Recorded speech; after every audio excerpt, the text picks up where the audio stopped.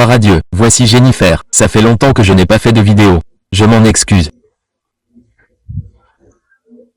Mais beaucoup d'entre nous ont été en sa présence et il faut se taire et le laisser faire ce qu'il veut. Avant de partager ce ou ses rêves, j'en ai quelques-uns, mais je pense qu'il y en a un principal, limité dans le temps, et vous l'avez probablement vu dans le titre de la vidéo. Le 9 janvier, c'est la date dont je veux parler. Le 9 janvier 2025. Je n'ai pas vraiment compris pourquoi je devais partager ce rêve. Et le seul autre rêve que j'ai fait avec une chronologie précise, c'était 10 jours avant l'expiration. J'ai entendu dire 10 jours avant l'expiration, puis 10 jours plus tard, la guerre en Israël a commencé. J'avais posté ça comme un avertissement prophétique. Je l'ai donc posté en premier, et ensuite la guerre a éclaté. J'ai donc pu voir cela se réaliser et c'est sur ma chaîne. Il y a une vidéo intitulée « 10 jours avant l'expiration ». Mais celle-ci était similaire, c'était un homme, un oracle, un homme de Dieu qui m'a parlé en rêve. Je savais que c'était un oracle. Il m'a regardé et m'a dit, « Il te reste un mois. Je veux donc vous parler de ce rêve. »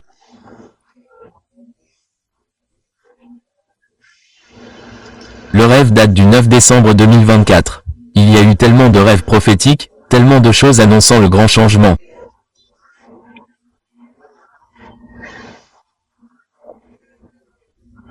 Dieu a tellement parlé, mais je ne vais pas en parler. Je n'ai pas vraiment été amené à parler et à partager tous ces rêves. Je pense que tout le monde est submergé par les prophéties. Je pense que nous pouvons simplement compter sur lui et être en sa présence. Observer les événements n'est pas forcément la voie qu'il nous réserve actuellement. Si vous avez assisté à cette vidéo, c'est que vous y étiez, et je vais essayer de la revoir rapidement.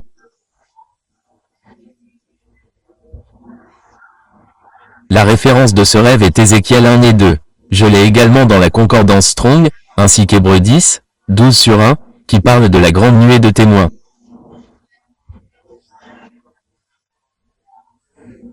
Ce rêve était donc, je l'ai qualifié de semi-apocalyptique. C'est ce que j'ai ressenti. C'était encore le 9 décembre 2024. C'était donc l'un des rares rêves de cette nuit-là. Ce rêve montrait deux hommes puissants qui avaient traversé le pays victorieux, chacun à leur manière.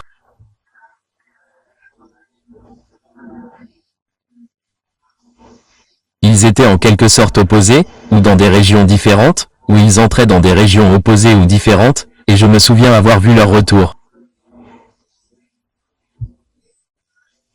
Le retour de ces hommes était donc un événement marquant. Et encore une fois, c'étaient des hommes puissants, l'un arrivant dans une certaine partie du pays, l'autre y entrant. Et cela m'a donné, à mon réveil, le sentiment de la maison de Juda et de la maison d'Israël. Et aussi des deux témoins, qui, je crois, ne font qu'un.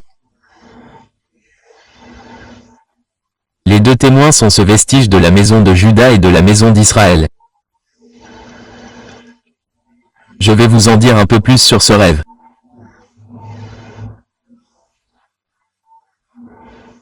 La scène a changé et il y avait un œil métallique géant qui sortait d'un pont élévateur, comme un pont en acier ou en fer.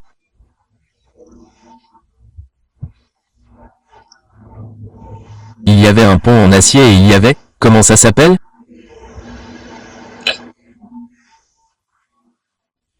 C'était comme si une grue apportait cet œil métallique géant du ciel.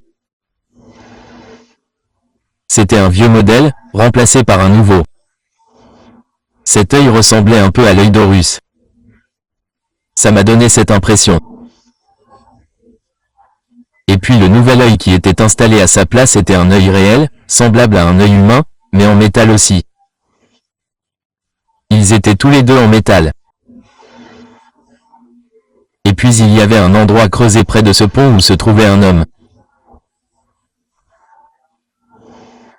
Il m'a regardé et m'a dit, « Tu as un mois pour faire tout ce que tu peux pour Jésus. » J'avais l'impression que personne ne faisait grand-chose et que nous étions jugés à notre action. Voilà donc la fin du rêve. Et encore une fois, c'était le 9 décembre. Un mois nous mène au 9 janvier. J'ai souvent demandé au Seigneur, quel est le fruit d'un tel partage? Nous savons tous que notre temps est écoulé. Nous savons tous que nous avons tous reçu tous ces avertissements. Alors, à quoi bon publier autre chose? Mais j'étais juste, c'est dans quelques jours maintenant. Alors, j'ai pensé que je devais chercher en ligne. Je n'avais pas cherché s'il y avait d'autres avertissements prophétiques pour le 9 janvier. Et j'en ai trouvé un. Il durait 27 minutes et 27 secondes.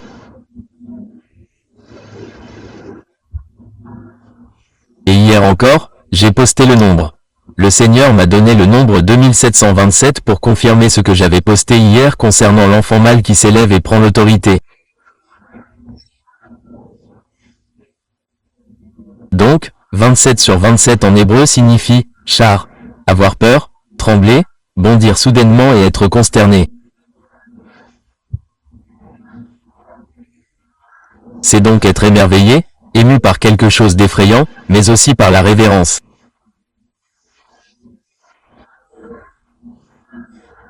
Cela peut être dû à la crainte de Dieu, à la crainte de l'homme, à la peur des éléments, à ce qui se passe dans la nature. Toutes sortes de choses. Voilà donc ce que ce mot signifie.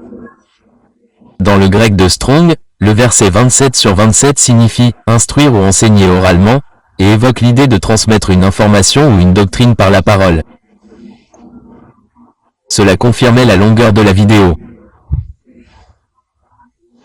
Il y avait une vidéo qui était une prophétie pour le 9 janvier, annonçant que la première vague arriverait le 9 janvier, et c'était tout à fait approprié. Je voulais donc partager ce rêve et l'approfondir, puisqu'il concernait ces yeux métalliques. J'avais remarqué que dans Ézéchiel, si vous recherchez de nombreux mots dans la concordance de Strong, vous constaterez que certains de ces mots ont de nombreuses significations différentes en hébreu.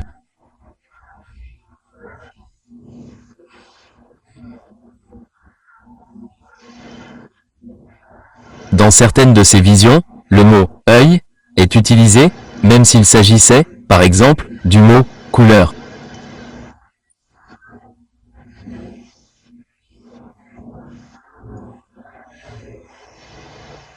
Dans Ézéchiel 1 et 7, il est dit « Leurs pieds étaient droits, et la plante de leurs pieds était comme celle d'un veau, et ils brillaient comme de l'airain poli. »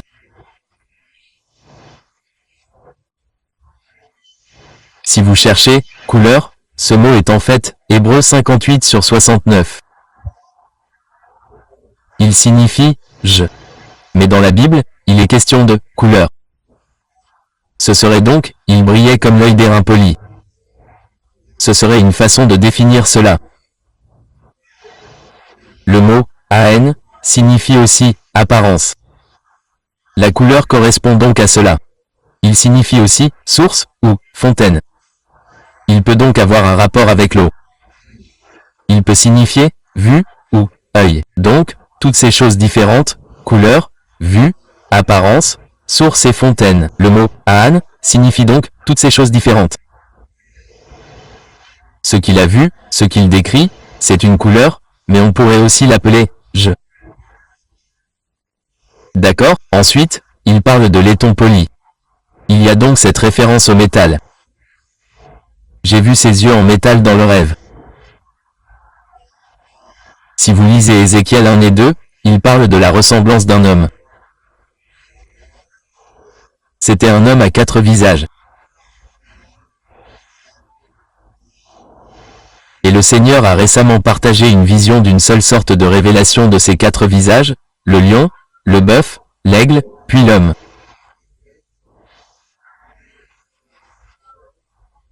Ce sont donc ces 4 visages qu'il partageait, comme il continue de partager ces dimensions comme le chemin, la vérité, la vie, le parvis extérieur, le parvis intérieur, le lieu très saint. Et donc le lion, le bœuf et l'aigle s'y intègrent aussi. Le lion représente la cour extérieure, la vie terrestre, être fils d'Adam, naître dans le péché et avoir besoin de Jésus. Il nous faut donc naître pour trouver Jésus. Il nous faut vivre dans ce monde pour pouvoir le trouver. C'est la première dimension de notre foi, le salut. Le bœuf représente la cour intérieure. Il foule le raisin, le blé. Il travaille les champs. Il mène un combat spirituel. Il traverse le désert. Il affronte les batailles du deuxième ciel, la méchanceté dans les lieux célestes. L'aigle, bien sûr, entre dans le Saint des Saints, la vie, le lieu du vol, de l'élévation, celui où l'on est au-dessus de l'ennemi.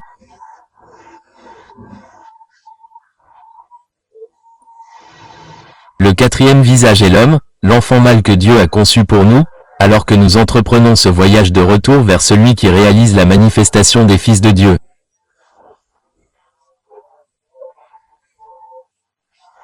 Les prémices de cela, les prémices apparaissent, 144 000. Les deux témoins apparaissent. La description d'Ézéchiel parle de ces prodiges dans le ciel.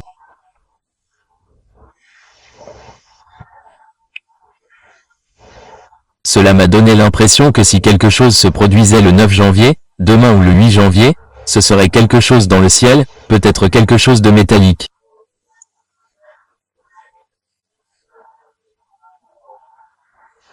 Il se pourrait que l'ennemi tente de dissimuler l'action de Dieu, ou qu'il essaie de l'identifier à autre chose, mais c'est vraiment ce que Dieu fait.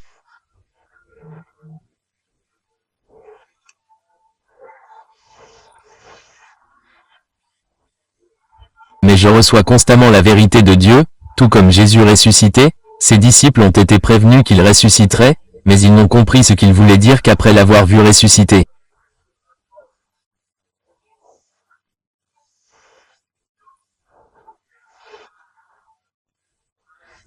Il fait donc une chose similaire, dont le monde ne saura rien, et même les disciples, les personnes les plus proches de Jésus, ne sauront pas exactement ce qu'il a en réserve.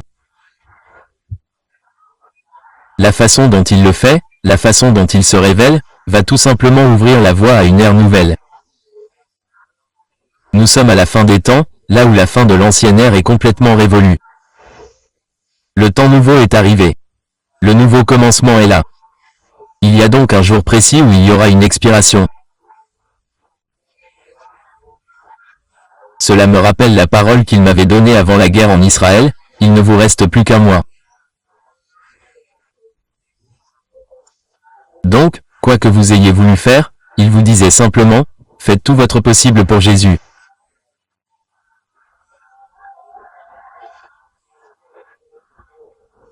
Même si c'est intercédé, même si vous êtes juste en sa présence, cherchant sa face, si vous faites quelque chose qu'il vous a dit de faire et que vous saviez qu'il voulait que vous fassiez, vous le ferez certainement ces 2 prochains jours, et nous verrons ce qu'il fera.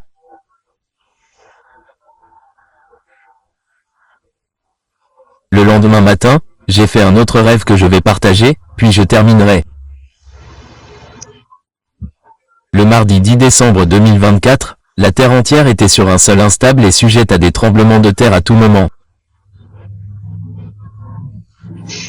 Par la foi, j'ai traversé en courant le bitume, qui ressemblait à un parking.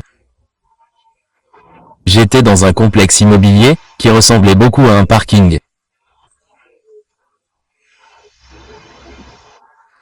Certaines personnes étaient près des bâtiments, mais elles avaient peur de sortir, alors elles étaient comme si la terre allait bouger à tout moment. Elles ne savaient pas où aller. Alors elles se sont regroupées à l'entrée des bâtiments. Mais je suis allé dehors et, par la foi, j'ai traversé ce qui pouvait être un sol instable. Nous savons que Dieu est notre rocher. Nous ne serons donc jamais sur un sol instable. Mais le reste du monde avait peur. C'était donc aussi le lendemain matin. Je vais donc partager cela et si j'ai autre chose à ajouter, je reviendrai et je ferai aussi quelque chose sur les onglets de la communauté. J'essaierai peut-être de trouver une photo de l'œil pour vous montrer à quoi il ressemblait sur la grue, mais il était vraiment énorme. Je savais aussi que l'œil qui descendait, parce que c'était l'œil d'Horus, représentait les puissances et la méchanceté des lieux célestes précipités.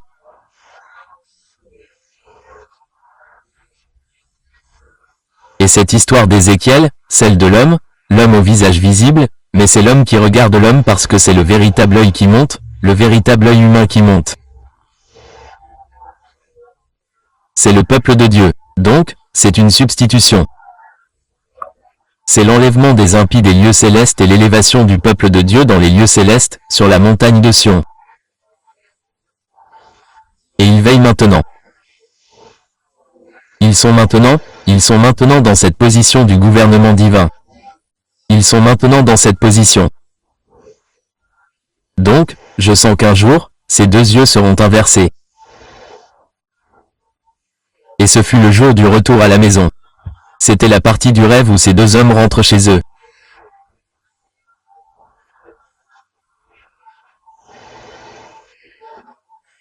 Il y a quelque chose à propos de ces deux témoins, et dans l'histoire, Dieu, dans Ézéchiel 2, dit à Ézéchiel que lorsqu'il voit la gloire du Seigneur sur cet ange du Seigneur, il reçoit une réponse, « Écoute, je veux t'envoyer. »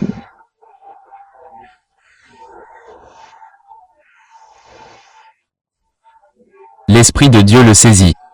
Il lui dit, « Fils de l'homme, n'aie pas peur d'eux.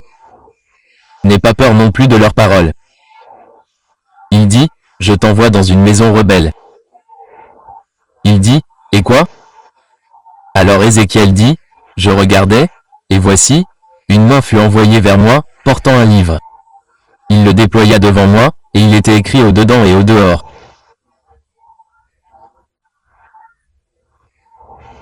Mon pasteur m'avait appris que c'était le signe d'un titre, comme s'il y avait un titre écrit de chaque côté, et il était écrit, « Lamentation, deuil et malheur. »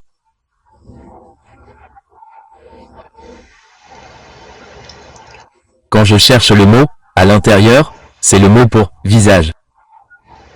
C'était écrit à l'intérieur et à l'extérieur. C'est le mot « à l'intérieur », c'est le mot « visage », présence, contenance, et « devant ». Je ne sais pas pourquoi ils ont utilisé le mot « à l'intérieur », car quand on le cherche, c'est clairement une contenance. C'est un visage. Je vais donc joindre Ézéchiel 1 et 2 à la concordance Strong, pour que vous puissiez cliquer sur les mots et vraiment comprendre ce qu'il dit.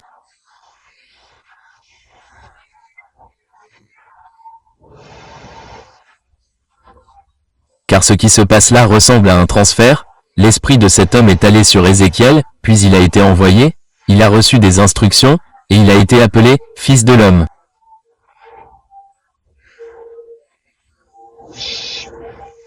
Le verset 22, c'est Ézéchiel 2/2, dit, « L'Esprit entra en moi, lorsqu'il me parla, et me fit tenir debout. » Ainsi, le peuple de Dieu, l'enfant mâle, va pouvoir se lever, car il y aura un transfert de ce que Christ était sur terre. Et maintenant, il sera celui qu'il sera, vous savez, il sera le Christ en nous. Il sera le Christ au sein de son peuple, et il se lèvera dans son temple. Il se lèvera en nous et il nous enverra à partir de cette période.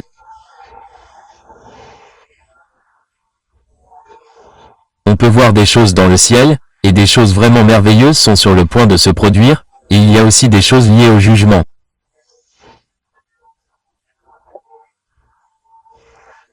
Mais il met tout en ordre. Je voulais juste partager ça et que Dieu vous bénisse et que vous le transmettiez à la prière.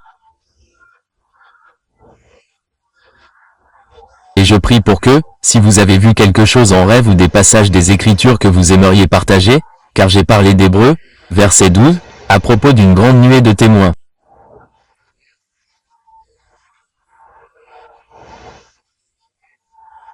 Et j'en ai parlé aussi parce qu'il y avait, dans Ézéchiel 1/4, il est dit, « Je regardais, et voici, un tourbillon vint du nord. » Le mot pour tourbillon est « souffle »,« vent » ou « esprit » et « ruach ». C'est comme si le Saint-Esprit était venu du nord. Et puis il est dit, une grande nuée, un feu qui se déployait et une splendeur l'entourait. Donc, un grand, ce n'était pas juste un nuage, c'était un grand nuage. Et c'est la même grande nuée que dans Hébreux 12/1, une grande nuée de témoins, les saints dans les lieux célestes. l'Église de la fin des temps est l'unité de tous les saints. Il parle d'une tempête, le Saint-Esprit, puis d'une grande nuée, les saints, et d'un feu qui se déploie. On a donc le feu, le mot ESH, ou H, prononcé H en hébreu. C'est donc un outil divin de destruction et de raffinement, illustrant la sainteté et la puissance de Dieu. La Bible dit qu'il y a beaucoup de choses. Je pense que relire cette partie de la Bible serait très utile pour comprendre où nous voulons être et ce que Dieu dit pour ce moment. Je vais donc publier ceci par la foi, au cas où quelqu'un aurait besoin de le voir. Et s'il vous plaît, comme je l'ai dit, n'hésitez pas à partager vos rêves, vos visions, vos passages bibliques et autres ci-dessous. Prenez soin de vous. Au revoir pour l'instant.